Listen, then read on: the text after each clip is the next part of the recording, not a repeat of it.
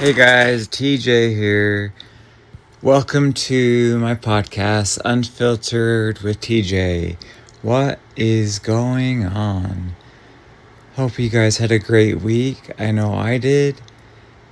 I know that this last week's podcast was longer than usual, and I got a couple notes about that not to make it too long, which is not a bad thing because that was my goal from the beginning. Was if it was too long, somebody might not want to listen to something that's longer. Maybe they want to just tune in real quick, hear everything, and then go back to their lives or do something while they're driving or etc. So moving forward, I'll try not to let that happen. Again, no promises, but I just wanted to make sure I got to all the questions because I know that you took a minute, whoever you were, to submit a question and put it on there. It took that quick minute out of your day, but still, it is your day, and I really do appreciate it. And again, if you want to submit any questions to me, the link will be in the description. Also, if you have any feedback that you would like to give to me, my email will be in the description. And let's go. So this week I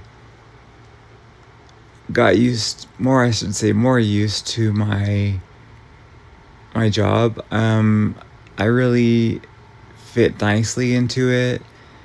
It's something that is really simple to me. Something that just feels like I'm just really, really good at it. Taking care of people, smiling, interacting.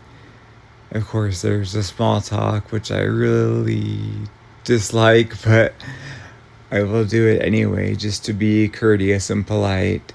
And I'm really good for the position.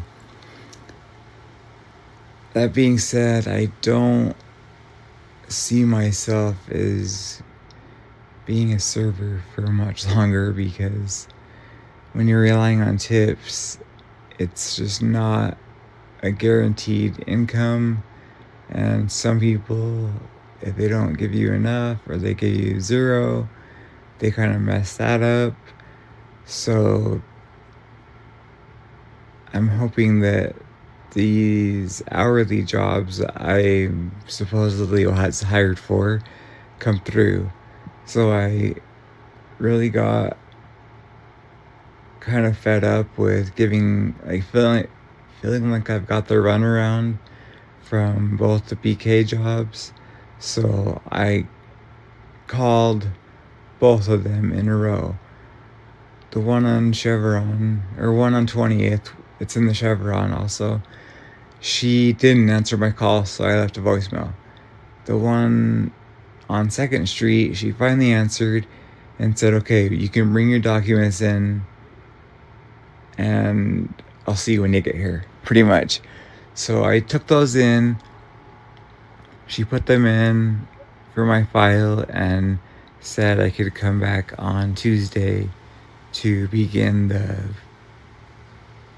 training, like the computer training. And I was like, all right. So I'm just kind of dreading that because I already know how BK does it with their videos because they want everyone trained, like, and everyone on the same page across, I don't know how many stores they have throughout the country, but anyway, they had the same system where you watch all these videos and you have to do that. Everyone does it. So I guess I'll be doing that on Tuesday. And then after that, you have training, in quotes, on the floor. And she said, well, you've already done it all, so that'll be quick. And that is true because, well, the basic operation of a drive-through restaurant that also includes a dine-in option are the same. You have someone taking care of the front. You have somebody taking care of drive-through or sometimes there's two. And then you have your cooks, and then you have your expediter. So the cooks make the food, expediter gets the food together, hands it off to the window or hands it off to the front. That's it. That's the operation. It's not complicated. It gets so complicated during some hours, I guess. Mostly the rush hours, the peak periods. But it's just because they're not prepared. And if everyone's prepared, you can get through a lunch rush easy. But when there's a breakdown in like communication or something from a manager's standpoint, then that will cause, as they say, a wrench in the gears. So there's that. I am still continuing my therapy. I do 1 hour with my domestic violence therapist. That's every Thursday. And then also my mental health / substance abuse therapist. I see her usually on Thursdays. There's times where it can vary due to her schedule, but I have those appointments. So 2 hours total of one-on-one therapy. In my DV therapy, we're more going through things that happen day to day. We haven't really dove into actually like the actual trauma events that I faced. But in my other therapy with my behavioral health and like substance abuse, we are going over like talking about trauma. And let me tell you, I know it, and in the end it'll be better, but to have to go through like a certain memory where Kimberly did something to my daughter, and just talking about the details and where I was and how I didn't stop her, and just letting her know pretty much all the details and like the circumstances, and like however my memory could tell me what I could see from there. I'm not sure if that makes sense, but and then so like 1 week she did that, and then today she did like kind of like a revamp, or like followed the last week's episode again. So, and just to see the difference from the first time being so terribly upset and crying so hard, that today's wasn't as bad. I mean, obviously it's bad, but it wasn't as bad. So I'm hoping that this is a way to grow just from getting through the darkest parts of my life. So pretty much the 2 hours of one-on-one therapy are being beneficial because I'm taking them both seriously. I'm not just doing it because they wanted me to. But in the beginning, it kind of felt like that. Like I was just doing that because they wanted me to. So there's that, plus the group domestic violence therapy. It's done over a Zoom call, and we just explain things that are going on with us, or things we want to talk about that are DV related. And yeah, that's an hour and a half. every Monday. So yeah, I get 3.5 hours of quote therapy every week. So I also think that it's helping me even in like my day-to-day choices, or when I have frustrations, or just certain ways or certain things with how I approach confrontation or approach somebody else. So with just little exercises or little lessons that I learned from the therapist. So, and they're both wanting to talk to my PO to tell them tell him I'm in a good spot, from like their viewpoint, because like I said last time, he doesn't really make it personable. Like he just kind of, I'm the law enforcement side of this and I don't have a degree, so blah blah blah. So he, hopefully with both of those therapists calling or emailing him, he'll be able to see that I am doing better, like really, in their opinion. I'll read a little recap of what my therapist is sent to my PO. And it says, "Hi, Agent Blank. I am emailing about TJ. I have attached his UA results below, all negative as expected. He has been coming to individual sessions. We have begun to work on TJ's trauma in session. He has been doing well as he works through his trauma. I have seen throughout our 6 months of working together him handle his emotions in a healthy way, deal with his anger in a healthier way, practice acceptance of life circumstances that are out of his control, and work hard towards his goals of obtaining / maintaining a healthy and sober life. In respects to treatment and his goals, he is making progress. He has shown stability and growth. If you have any questions, let me know."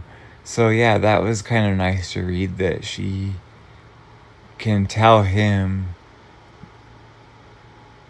like from her professional opinion, that for the past 6 months she's watched me do all these things, and that she knows that I'm all for stability and growth and maintaining and obtaining a healthy life and a sober life. So that's her opinion. And my other therapist, the DV therapist, didn't share with me what she wrote, but she also called him directly today, well, after I left. So I'm hoping that he is getting all positive things, because my prison record is pretty much basically clean, no issues. I had a job there. I got out. I went right to work. So like, I've shown how hard I am at working and doing everything I'm supposed to do after getting out of prison. So yeah, there is that, which is a big chunk of what's been happening. And just with the job situation, that's kind of something that was really hitting me hard, that I didn't have income at the moment, and I didn't want to dip into my savings. And luckily with this job at No Frills, I am able to stay somewhat alright. But not having a job, I just felt like I had no identity. Like if I wasn't bringing myself income and saving money, like I just felt like I wasn't benefiting myself or helping others see that change is possible and that redemption also is possible as well. And somebody that was in prison for so long, if they come out and they want to work and they get to work and they start kicking butt, then maybe they can use that as motivation in their lives, because you never know who will be touched by what you do, because someone's always watching and someone's always going to judge you or whatever the case may be. But if you don't take things so personally, then you at least would hope that things will be better for you.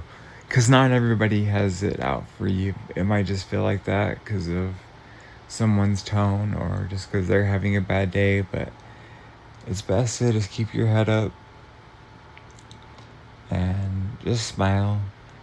That's what I do. I just smile at people and make eye contact, and it seems to be better to make somebody feel good, especially for me when I just felt like I was always so rude to people or so angry just and taking it out on people that were around me. So I'm so glad to have the way of thinking that I have now. It's just really amazing, and I'm so grateful for it because it's taken me a lot of years to get to this point.